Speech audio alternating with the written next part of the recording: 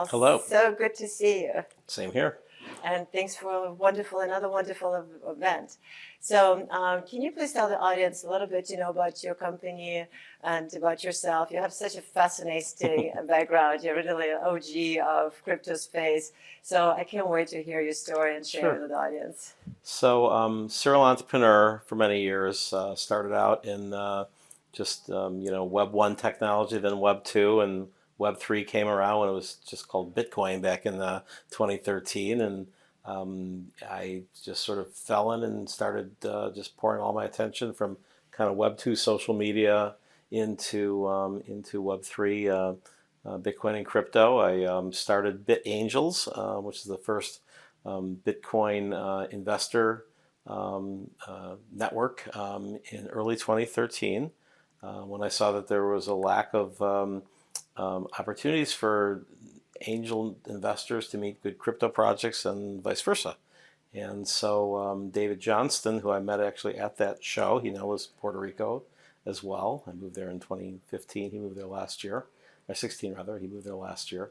We decided to just put out a call for investors to meet at that conference. We were hoping to get 6 or 7. We got 30. By the end of the year, we had several hundred. And it's just kept on evolving. I started the Coin Agenda conference series because the Bit Angels, we'd be sort of just doing things online.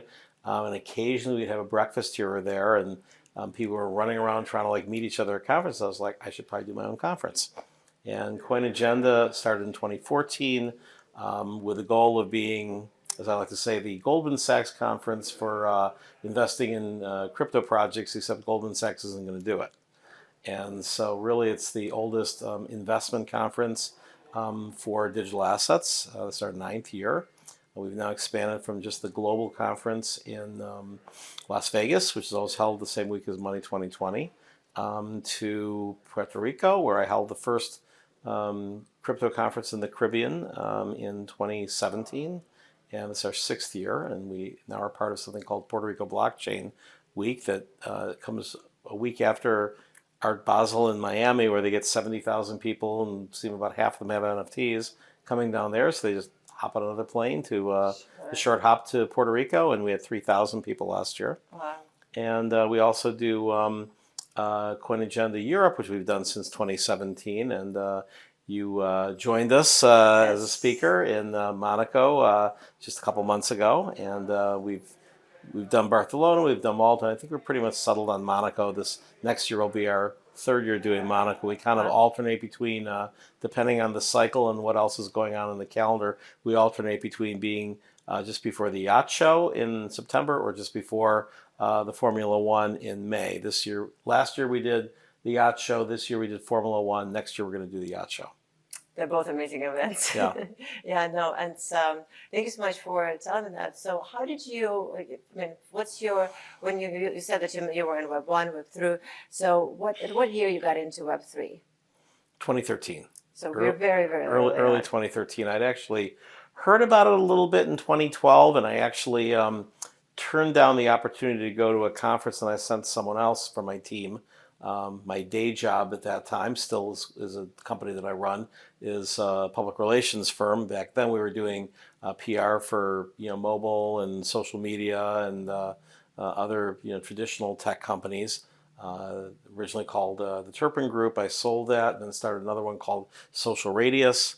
And then that evolved into Transform Group, which I started in 2013, and just said I'm all in on Web3 and crypto companies. And we've worked now in terms of marketing and advising with about 350 companies, everything from top exchanges to we launched a number of prominent projects, including Ethereum in early 2014, Tether, early work with Ripple, several other top 50 projects, Wax and Quantum, Bancor. So it's, you get in early and you make connections and you get a lot of things by referral, and hopefully you do a good job. We did the first ICO in 2013, which is called Mastercoin. Nobody knew what was going to happen. All the disclaimers on the white paper were investing in digital assets is highly speculative. investing in something built on top of digital assets is insane. Don't do it. And it was a 200x in 4 months. So, amazing. it's obviously high risk, high reward when you get into cutting edge, Yes. which is why, it's traditionally been for accredited investors. Tokenization of projects on a global basis has made it easier in countries outside of the United States for people who are not accredited investors to be able to, willingly explore those 100x opportunities, knowing that they could and probably in most cases will lose all their money. I've always been annoyed by the fact that you can go to Las Vegas with any revenue in your any kind of income and bet your entire life savings on red on a roulette table, and nobody from the SEC is stopping you. Whereas if you think you've got the next Facebook, if you make $201,000 a year, you can invest as much as you want. If you make $189,000, they'll stop you. I know, it's just it's not fair to so many people. Yep. But I think they're changing regulation. Correct me if I'm wrong. If you already experience, if you have a background in knowledge, then you can actually invest They as have fast, made right? some. Well, there always were some exceptions. You could take up to 35 non-accredited investors, although many projects wouldn't. You can go and show the experience area, but try filling that out in most term sheets or most things. They don't have room for it. You have to really, find a team that's willing to take the risk from their end. That's true. And so still it's mainly accredited investors or foreign. There is the exception, of course, Reg CF. And we're here today at one of the Satoshi Salon events where we saw 5 companies present, one of which was a company that's the first crowdfunding portal using Reg CF to allow people to invest in the film industry called Untold. And I'm an investor and advisor there. And so I still, after all these hundreds of companies I've worked with, I'm still very excited by what the future has to hold. Yeah, and you have a very big group of people also working globally, right? Yeah, so I've got a number of companies that that I own or own a majority of, and then other ones that I'm a partner in, and they all sort of kind of are synergistic and work together. I don't have a pizza parlor or something. I mean, they're all kind of in the Web3 world. There's Transform Group, which is the PR firm. There's Transform Ventures, which is advisory, and my family office is Transform Capital. And then from Transform Ventures, we've spun off a couple of incubated projects. Layer 1 is the events group, which sort of is accelerating some of the projects that have been around, floating around on their own, like Bid Angels and Coin Agenda are now under the Layer 1 umbrella. As well as some new brands like NFT Carnival and Satoshi Salon. And then prior to getting into crypto, I had started what was the first internet-based company newswire, so competing against brick and mortar solutions like PR Newswire and Business Wire that go back to the 1950s, where they basically used Western Union and then satellite to distribute company news. And I looked at it in the 90s and said, this is kind of horse and buggy. Why are they using satellites to distribute text? And I looked at the internet and I created something called Internet Wire, which I raised angel money in the 90s and then brought in Sequoia Capital to lead our A round, and we sold the company for $35 million in 2006, and then it's been sold a few times since then, and now it's worth $500 million. It's now called Globe Newswire. Wow. And partnered with Globe to start something called Blockchain Wire, and I actually brought in my first employee at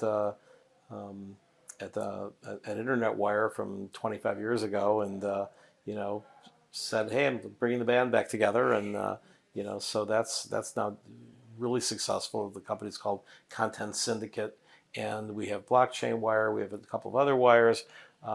Still trying to figure out some other NFT angles. We're exploring, for example, doing some things in terms of there's 3 things that everybody does in their life. Most people do. Two of them for sure. You're born and you die, and many people are married, and then if they have a baby, that's somebody else being born.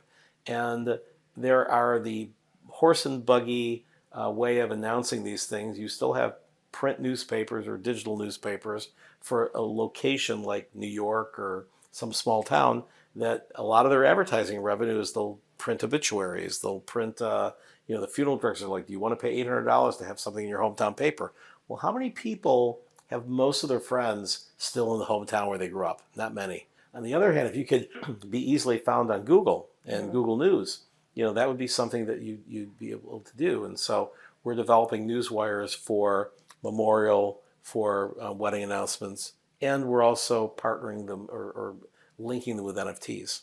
Oh, very interesting. Because imagine if you go to a wedding, what do you get to take away? You get a little doily. You get imagine if you had an NFT that had all the film of the wedding and everything, and it's That's a brilliant idea. yeah. And so we're connecting those two. Yeah, it stays with you for the lifetime.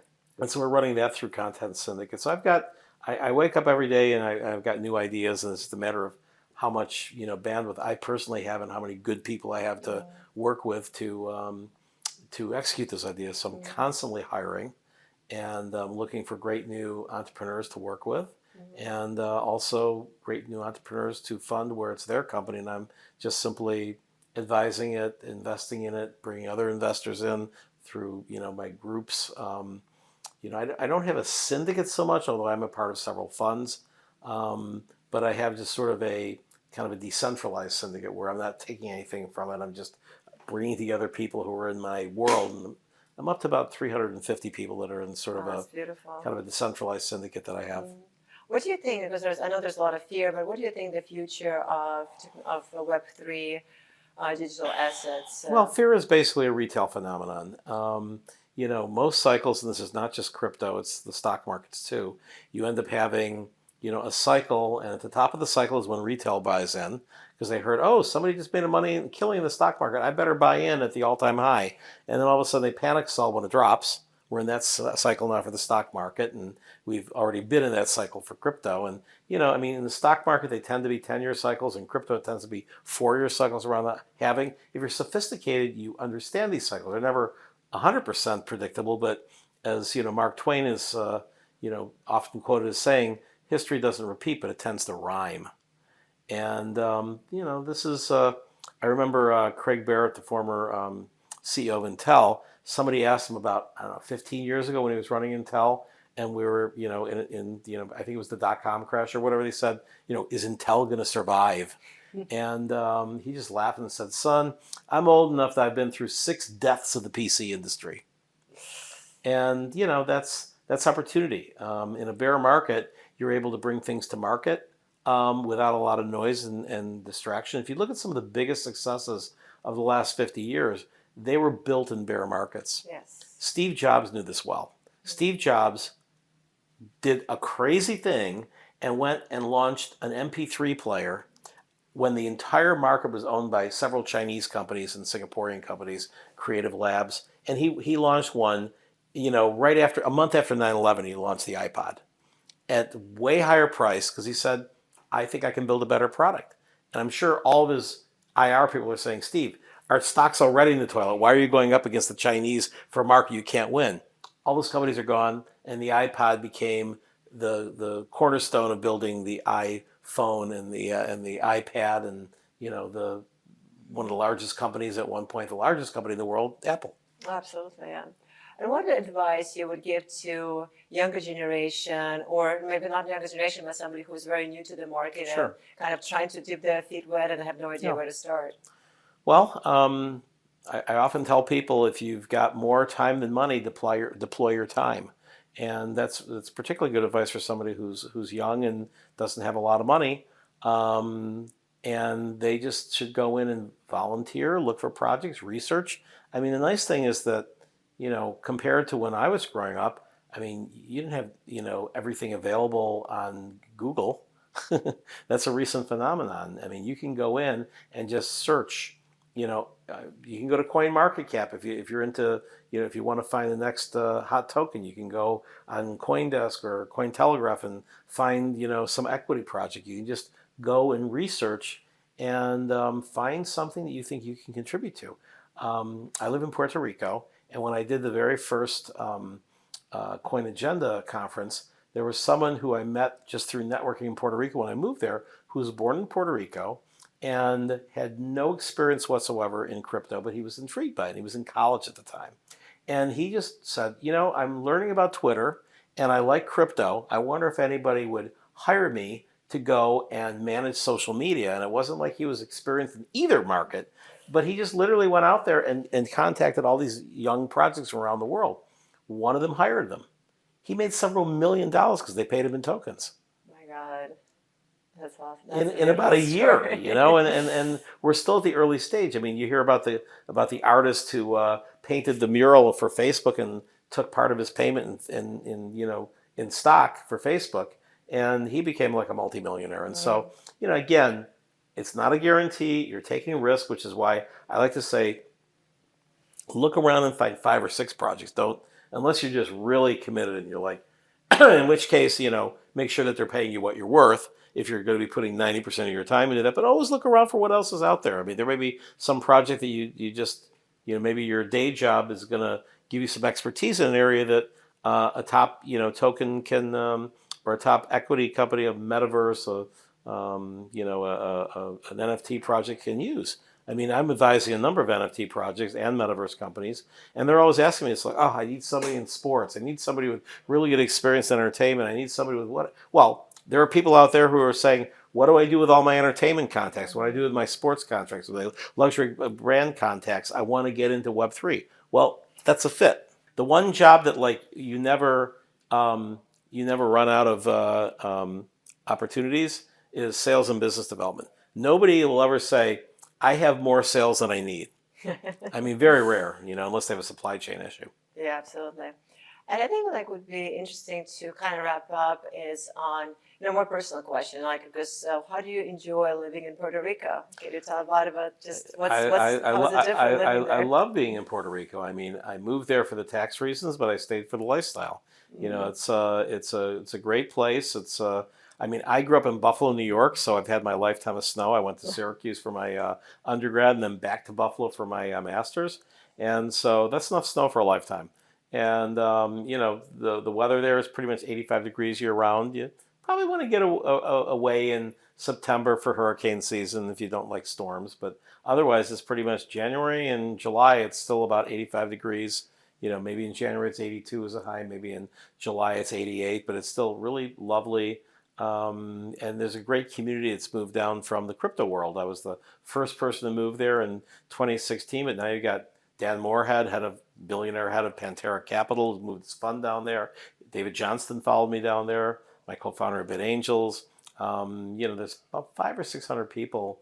I find out every day that somebody's down there I didn't even know was down there. I mean, there's people from Kraken down there. There's quite a few people from Consensus down there.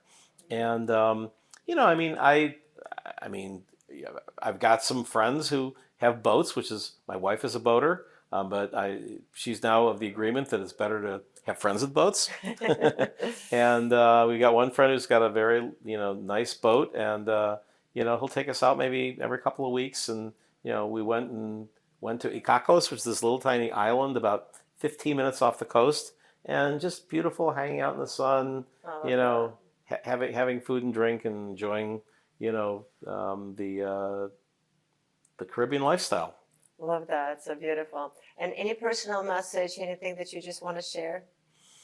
Well, I think that, you know, blockchain and crypto and this whole revolution is going to change the world. It's in the process. And just because there's regulators and naysayers, this happens in every industry. I mean, at the start of the automobile, there were people who said, we're not going to let the automobile out here because it kills people. And there was this thing called I think it was called the red flag laws, where you had to walk with a red flag in front of a car to warn the horses. That went away. So eventually, if something is, you know, profitable for the people making it and really desired by the people who buy it, and the technology works and scales, it's going to eventually succeed. Well, thank you so much. I could not agree more. Really appreciate you taking time. You have so much on your plate, so I'm very much appreciative. My pleasure. Thank you. Michael.